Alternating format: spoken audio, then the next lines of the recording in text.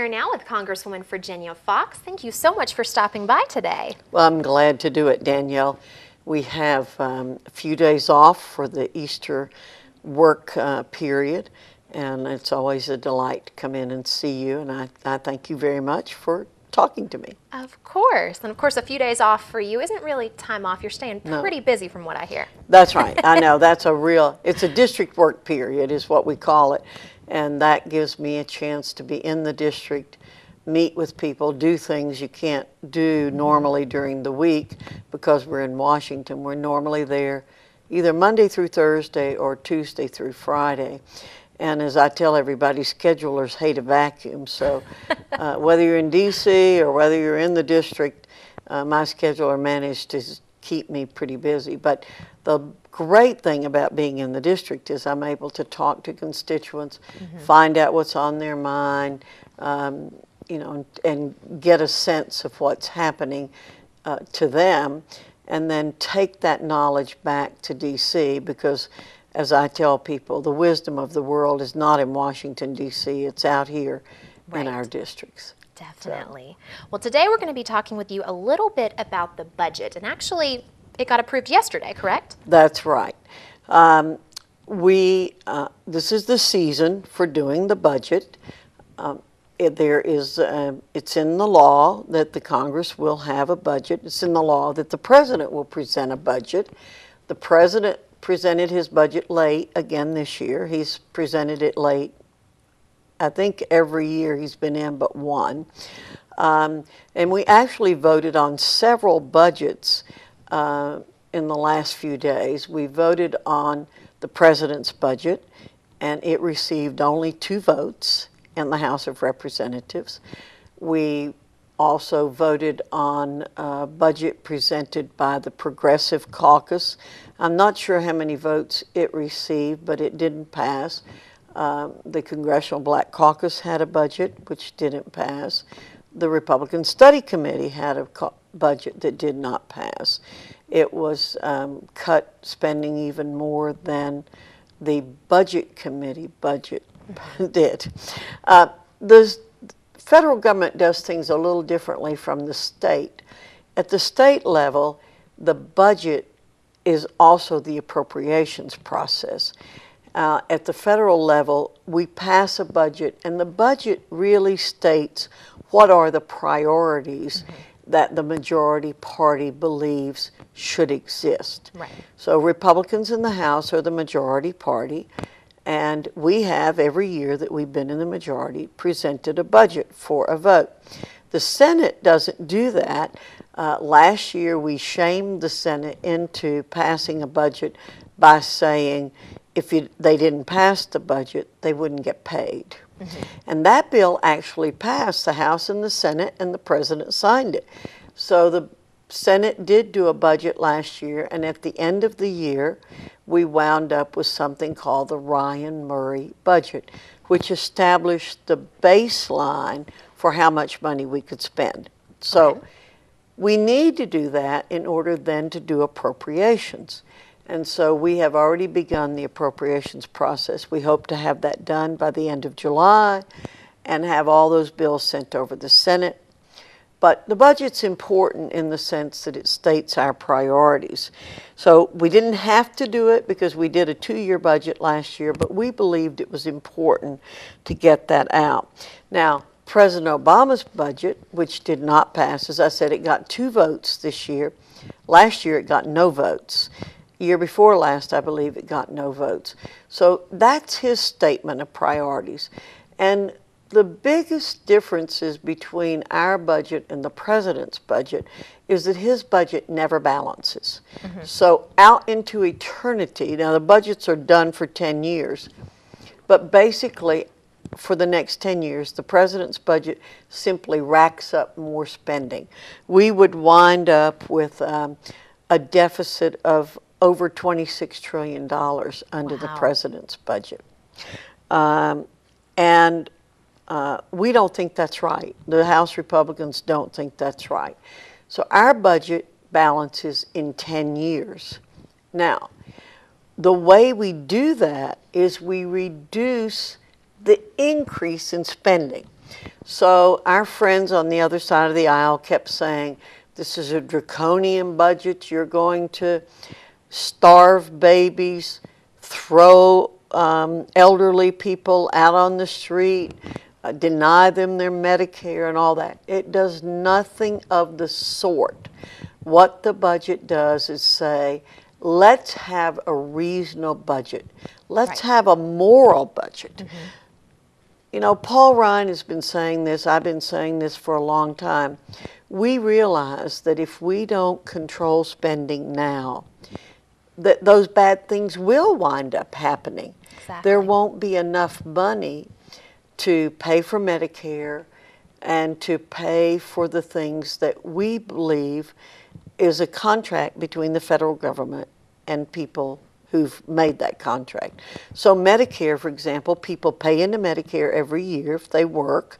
You pay, I pay, and at a certain time in our lives, we expect to get some of that money back. Well, if we don't do something about slowing down spending, if we don't do something about reducing the role of the federal government, then there's not going to be enough money there because our debt continues to rise. And what happens is as the debt rises, the amount of interest we have to pay on the debt rises.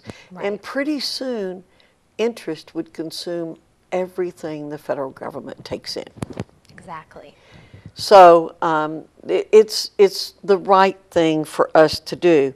It also, when you increase the debt, you slow down economic growth, which makes it more difficult for the private sector to create jobs, and it makes it more difficult to generate money coming into the federal government. So it's a real challenge to us, and people really need to look closely at the truth, the facts, and not just listen to the two sides, but look at the facts on the numbers, and the numbers don't lie. And it's not that just Republicans are saying this. CBO, the Congressional Budget Office, is saying it. Independent economists are saying it. So it's really important. And people of all ages in this country need to be paying attention to it because young people are affected, working people are affected, older people are affected. Right. All of us are being impacted by how much spending the federal government is involved in. So tell me if you have any specific questions. Well, can you tell us a little bit about the budget and kind of how it breaks down? Okay. Well, we are cutting spending over 10 years from what it would be left to be on autopilot by $5.1 trillion. Okay. Now, what that does is we're going to continue to spend money, but not at the same rate. Let me see if I can get you that exact figure. We don't increase taxes, by the way, in this budget. We spend $3.5 trillion on Medicaid over the next 10 years. By cutting the $5.1 trillion, we will still be growing spending at a 3.5% a year. Okay. So the president, the federal government, without our doing this, would be spending $48 trillion over the next 10 years. Our budget will spend nearly $43 trillion. Those numbers are astronomical in most people's minds. Absolutely. And what is amazing is that by cutting, or not cutting, by slowing down growth, just that little bit, now it's a lot of money in the grand scheme of things, Right. it's a small amount. By trimming that back, we are able to balance. Now, Danielle, I expect that you're like most of us. You don't spend a lot more other than what you make. Right. Is that right? Yes. And that's what we're saying. You can't keep borrowing and expect to remain solvent. Right. What happens if you keep spending above your means is you ultimately get in trouble. Absolutely. You ultimately go bankrupt, or the bank says, I've got to have my money. Right. And that's what we want to prevent by our budget. We maintain, again, Medicare. We maintain Medicaid. Now, with Medicaid, what we do is we say to the states, we're going to give you a block grant, and we're going to let you organize Medicaid the way it suits you. What suits North Carolina is not the same as what suits Oklahoma Right. or what suits Minnesota or California. The needs, the economy are very different in the various states. So we're saying instead of Washington controlling everything, we're going to let the states do that. We can save trillions by doing that. We're not going to cut Pell Grants. Actually, Pell Grants continue to grow under this. But what we want to do is make sure Pell Grants are there Right. when students are there in the next 10 years. So that is our goal. We want to preserve the good things that exist in the federal government and the federal spending, but not have them go away because we've been foolish about the way we've spent money. Absolutely. So anyway, it's a very important thing that we're doing. It's kind of wonky.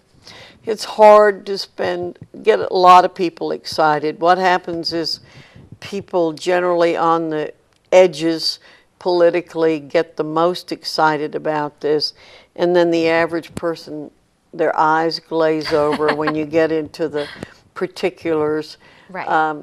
But the main thing is that we're being fiscally responsible, and I believe that's what the American people want us to be.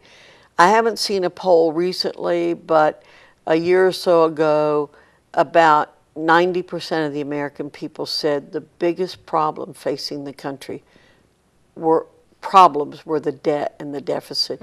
So people have caught on to this. Right. They are starting to recognize it. That's right. That's right. Now, in addition to doing the budget, we're still doing other bills that come up. We're working on things. Last week, I was on the floor. I was presiding several times. I was able to hear the debate on several of the bills. So we're moving along. And after the Easter recess, when we get back, we will be working on individual appropriations bills, plus work coming out of the individual committees. We're still working on hearings on Benghazi. Right. We're still very concerned with what happened there and with getting the truth. Yes. We're still working on the abuses of the IRS.